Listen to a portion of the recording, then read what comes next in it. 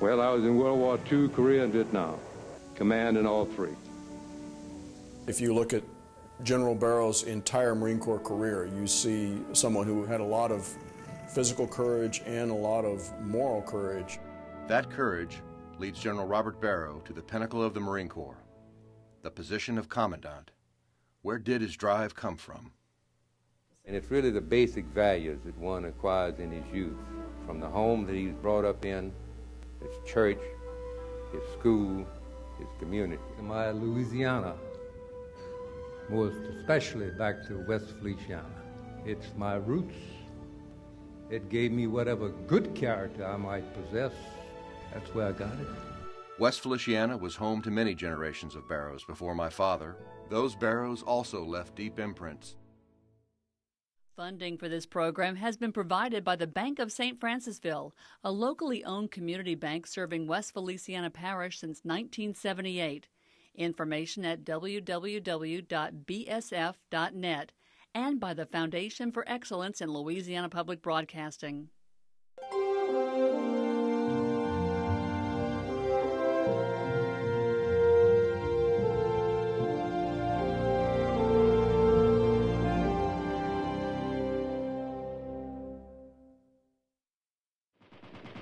The year was 1969. U.S. forces were fully engaged in the Vietnam War. We thought we could perhaps win with a partial effort, not a complete effort. And with those kind of constraints imposed, is not the way to fight a war. My dad was not one to do anything halfway. He led an operation called Dewey Canyon. It proved to be the most successful regimental operation of the Vietnam War. Many Marines put their lives on the line during times of war, and a few rise through the ranks like my dad, General Robert H. Barrow. I'm retired Marine Lieutenant Colonel Robert H. Barrow, Jr. Thank you for joining us. My dad was from a long line of Barrows who were very accustomed to great accomplishments and great losses. It's hard to tell just how much of an influence our family's history had on my father's determination to succeed. Dad clearly learned much about his relatives from the stories of his ancestors and by personally studying their past. As a young boy, he listened as my grandfather, my aunts, and uncles talked about our family's fortunes, misfortunes, values, and traditions, and of course, their military service. The stories were often dramatic, and they went back to my great-great-great-great-grandmother, Olivia Ruffin Barrow. She and 3 of her 9 children traveled by wagon train from North Carolina to Tennessee and stayed there for a few years before settling here in central Louisiana in 1800. The Barrows found opportunities in West Feliciana Parish that they wouldn't find in any other place.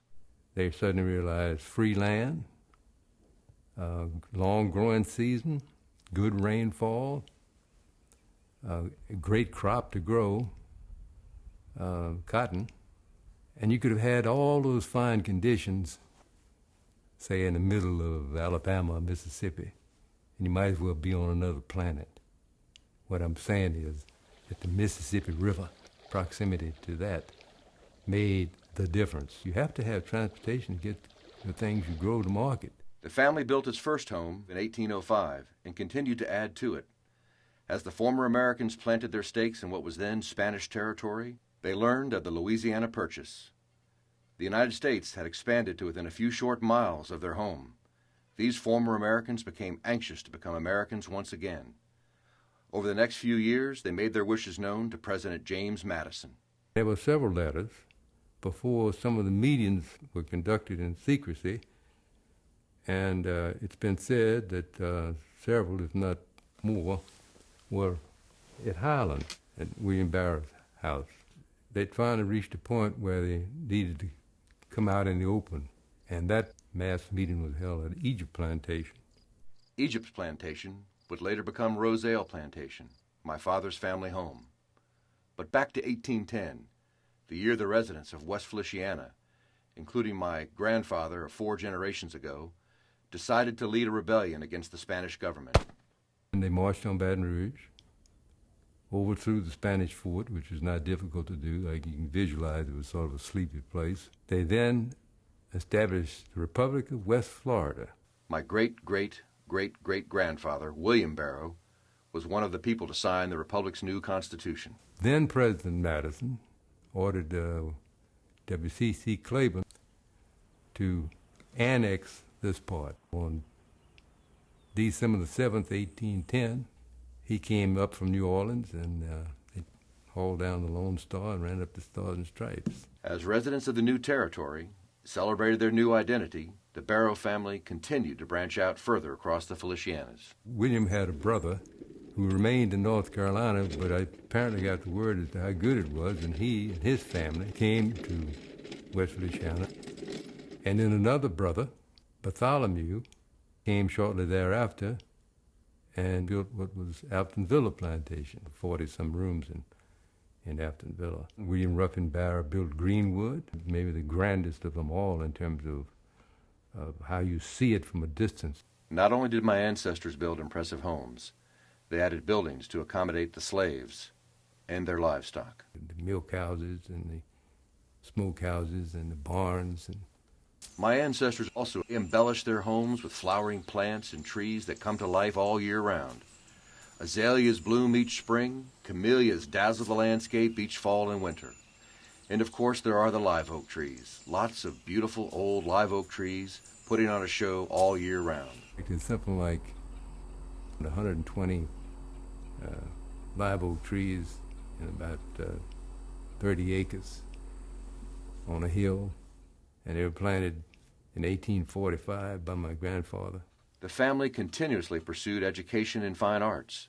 They brought in John Audubon to teach my great-great-great-grandmother, Eliza Peary, at Oakley Plantation. While there, Audubon created many of his fine paintings of the birds that nested in the area. Eli Whitney had perfected the cotton gin, and Captain Shreve had improved the steamboat. Families of the region still weren't satisfied with their ability to ship their crops. They got that talent and money together and built the West Feliciana Railroad, one of the oldest in the country, just for that added reach of transportation to get to the river. As the Barrows took advantage of advances in shipping and manufacturing, their fortunes increased, and so did their ability to buy more slaves and more land. There are published reports indicating the Barrows had tens of thousands of slaves, but family records show those reports were highly exaggerated. There were a lot of them, so it does add up, but it was nothing like that figure. I have my grandfather's record, and he also owned a sugar plantation over in West Baton Rouge Parish, and he had about 150 slaves at each place. As the debate raged in the nation's capital over the ownership of slaves, and some southern states attempted to leave the Union, the Barrows watched closely. By then, they owned about a dozen plantations, mostly in West Feliciana Parish. Among them, Highland, Rosebank, Rosale, Live Oak, Greenwood, Aftonville, Oakley, and Rosedown. Some rose quickly to defend their way of life. John J. Barrow was the son of Bennett Hilliard Barrow of Highland Plantation. He joined the Rosale Guards, which was a unit my great-grandfather formed at Rosale. They were involved in the Battle of Belmont and Pea Ridge and what have you.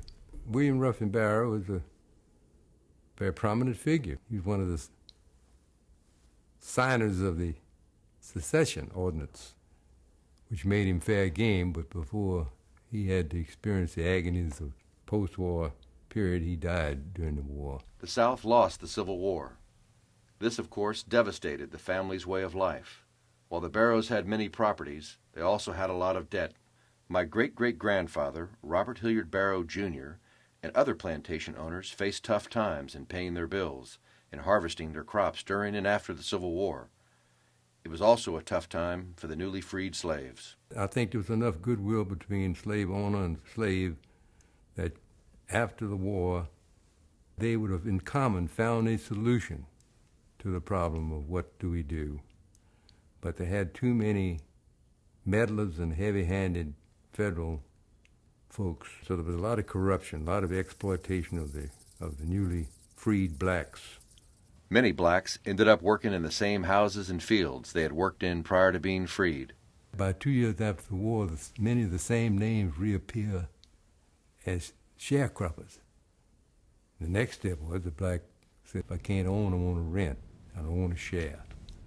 So it took about a generation of that. When I grew up, it was rental. My dad was born in 1922. He had 2 older brothers. Money from rental property did not pay the bills. My grandfather and great-grandfather, uncles, and many other residents of West Feliciana were at the time traveling long distances to find work. My grandfather had to go all the way to Florida to get a job. Eventually, he was hired at Standard Oil in Baton Rouge and returned to Louisiana. He later returned to Rosale when my dad was about 6 and resumed farming. My father's 4-year-old sister, Rosale Barrow, died a few years later. My grandfather continued to struggle during the Depression to make ends meet. He set up a mobile general store on Highway 61. He sold produce and whatever else he had that would garner extra money. One of my uncles, Uncle R.E., helped build the Mississippi River levee, using a wheelbarrow and a shovel to haul dirt up to the top and back down again over and over. Both Uncles R.E. and Harrelson sent most of their money home to help my grandparents and my young dad. These were the sacrifices my father saw as a child, but he still had plenty of opportunity to be a child. I was a voracious reader. I read a lot. Kerosene lamps didn't have electricity.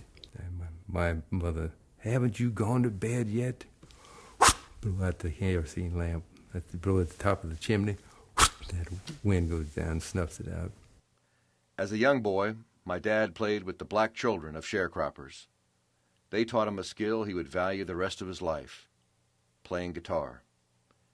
Dad attended Julius Freehand High School in St. Francisville and made many lifelong friends there. The school provided education and recreation for Dad, from the first grade to high school graduation. Football, baseball, cops and robbers. Bob was always the leader of an army against the Indians. During his early teens, my dad was quite a night hunter.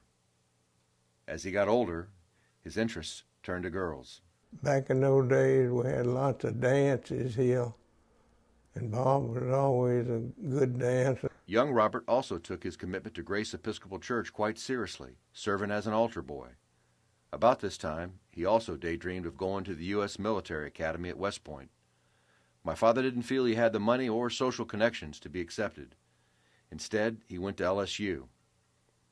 Neither his career interest nor his religious teachings kept him from having a mischievous side.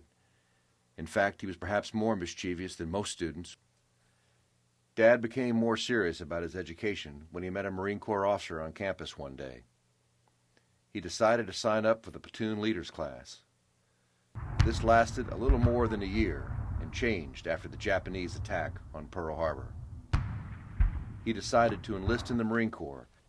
That was in March of 1942, and he never looked back. After boot camp at San Diego, he stayed on briefly as a drill instructor. He was then selected for Officer Candidate School because he had 2 years of college. Within a year, my father was stationed at Camp Lejeune, North Carolina. Of course, that base was named after a very prominent Marine and former Commandant from Louisiana, General John Archer Lejeune. Lejeune grew up in New Roads, only 10 miles across the river from where Dad grew up. About a year after my dad signed up for duty, he was sent off to China.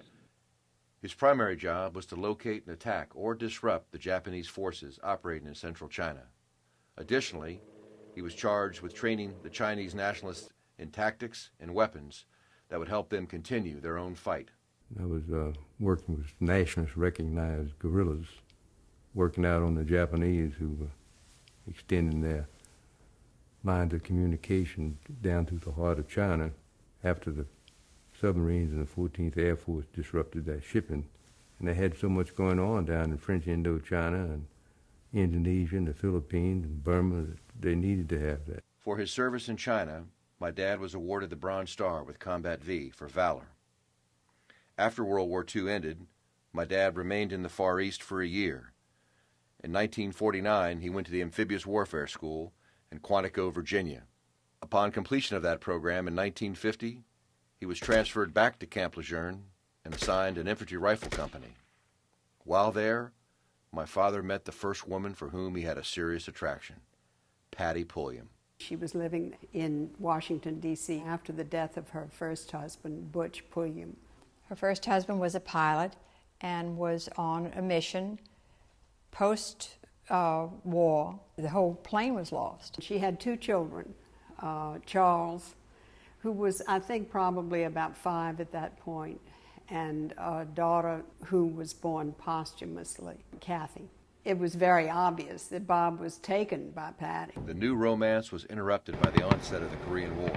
The Marines were soon en route to Korea to join the fight. General Douglas MacArthur decided on a bold and pivotal action. He ordered the Marines to land at Incheon. The amphibious assault on Incheon turned the tide of the war. The North Koreans were caught completely by surprise. The fighting continued to Seoul, and later the epic fight, the Chosin Reservoir Campaign. The Chinese had now entered the fight. Dad and his Marines were assigned the mission to clear the enemy occupying Hill 1081. Controlling this key terrain was critical to the successful withdrawal of the 1st Marine Division. 1st Marine Division confronting 8 Chinese divisions spread out over a long 35 to 40 miles in extreme cold, minus 25. Winds out of Siberia bringing the wind chill factor down into God knows what. Constant attacking. They attacking us, we attacking them. For days, night and day. Death all about. Frostbite, inadequate clothing.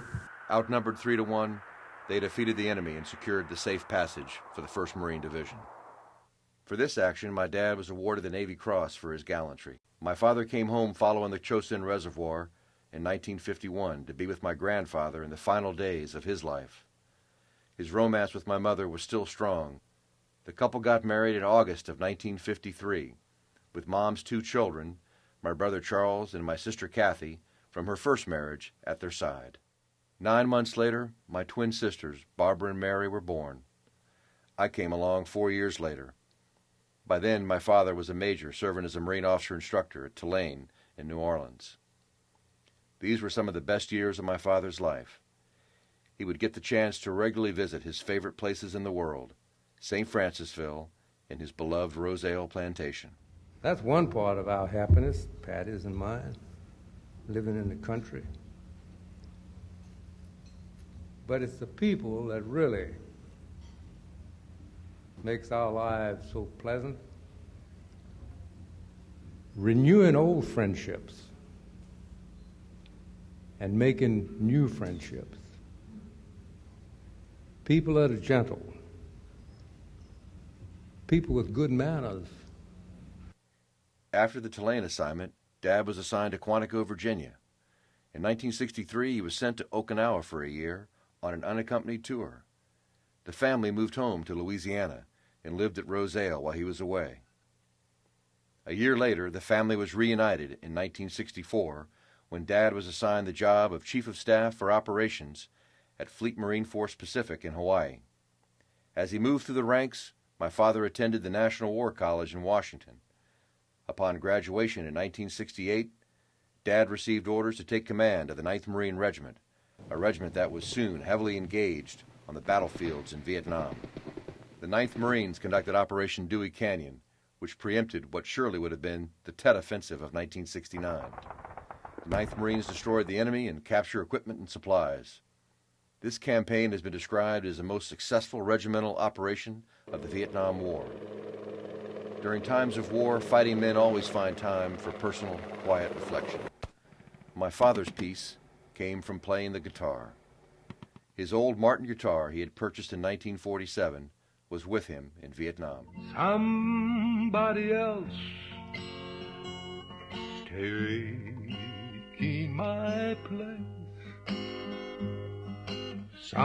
Somebody else now share your embrace.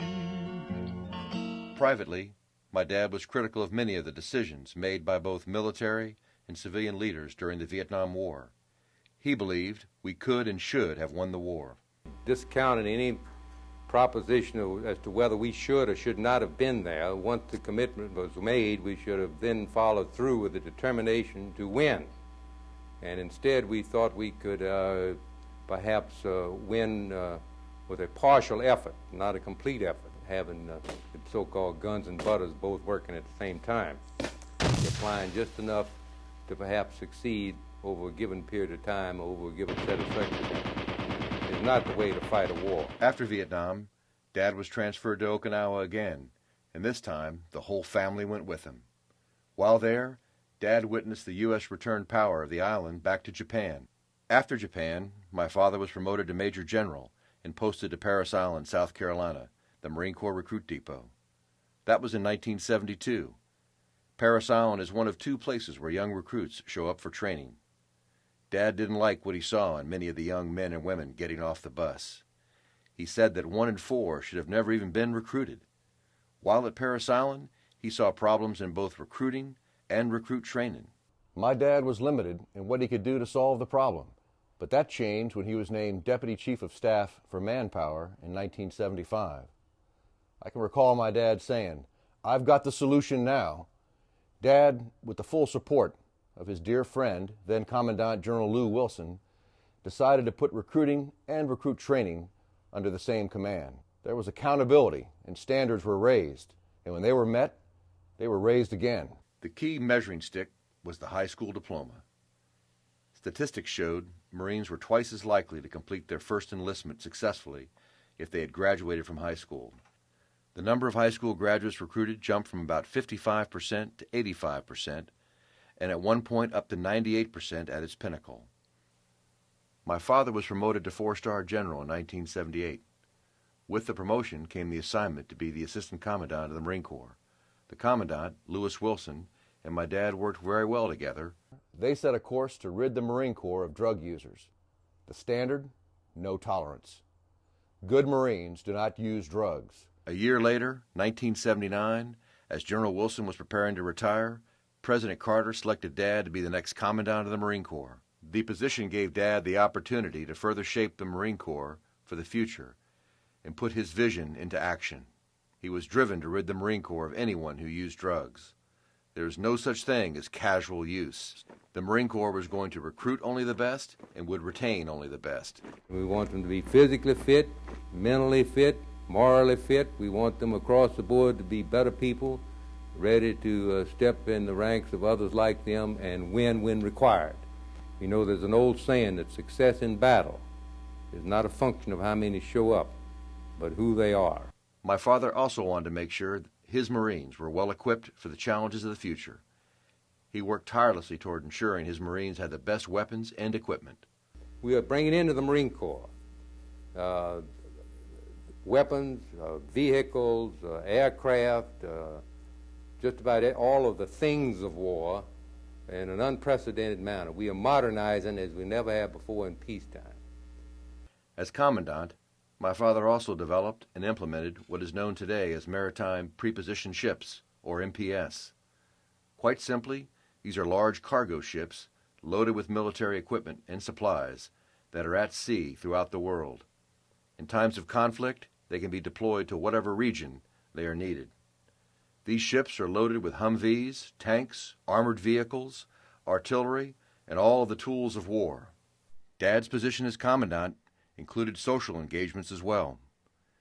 President and Mrs. Reagan joined my parents one summer at the Commandant's home at the Marine Barracks in Washington for an evening parade.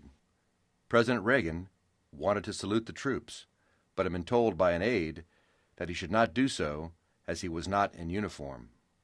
When President Reagan asked my dad assured the President that the men and women in uniform would be honored to receive a return salute. Since then, each president has returned the salutes rendered by the men and women in the armed forces. President Reagan and Defense Secretary Weinberger offered Dad the job as chairman of the Joint Chiefs of Staff, but Dad respectfully declined. It was time for him to return home, to his Louisiana and Rosale. Some U.S. senators wanted to know if they would have access to my father. His response? I said, I'm going to a place where one can hear a leaf drop on the water And I did go to a place where one can hear, almost can hear a leaf drop on the water. Back to my Louisiana, most especially back to West Feliciana. It's my roots. It gave me whatever good character I might possess. That's where I got it. Dad cultivated his passion for gardening and wildlife. He would build wood duck boxes and prepare nesting areas for his Canada geese. I am back to nature. And it's beautiful. The serenity, the tranquility, the sheer beauty of West Feliciana. Dad even occasionally pulled out his old Martin guitar. Somebody stole my gun. Somebody stole my pal. Some sweet talking lover boy. The general was asked to come to Washington in 1991 to testify before the Senate Armed Services Committee. The committee was investigating whether women should be allowed to serve in combat positions. It was an issue my father felt very strongly about. Exposure to danger is not combat. Combat is finding and closing with and killing or capturing the enemy if you're down in the ground combat scheme of things. It's uncivilized, and women can't do it, nor should they be even thought of as doing it. The requirements for strength and endurance render them unable to do it. My father was both honored and humbled when he learned that the headquarters building at Parris Island would be named Barrow Hall in a ceremony aboard the recruit depot. Remember, this was one of my dad's favorite places. It is a place where young men and women are turned into Marines. But what my dad did most was maintain Rosale and reminisce about the past that the grounds had been in our family for more than 150 years. He loved the way our ancestors had landscaped the property. As my parents grew older, taking care of Rosale became increasingly more challenging to tend to. All of the children were living outside of Louisiana. Dad sold Rosale. We were not happy with his decision, but it was, of course, Dad's decision. In Dad's final years, I realized how much his life had come full circle. He prided himself in his service at Camp Lejeune very early in his career. Dad and I visited a statue of General Lejeune over in Pointe-Coupee Parish, and we reminisced about the past. I don't think my dad ever realized how great he himself had become. My father passed away in October 2008, 3 years after the death of my mother. He is the first Marine Commandant not to be buried at Arlington National Cemetery. He chose instead to be buried in the shade of the beautiful live oaks at lovely Grace Church Cemetery, next to my mom and alongside 4 generations of Barrows before him. My dad didn't care what was on his headstone, but he did know how he wanted to be remembered. Someone who cared about people. That's the principal requirement, I think, for any responsible person. I'm gonna change my way of living now. That ain't enough. I'll even change the way I strut my stuff. To order a copy of this program, call 1-800-973-7246 or write to A Legacy of Leadership, 7733 Perkins Road, Baton Rouge, Louisiana, 70810. You can also visit our website at www.lpb.org. Funding for this program has been provided by the Bank of St. Francisville and by the Foundation for Excellence in Louisiana Public Broadcasting.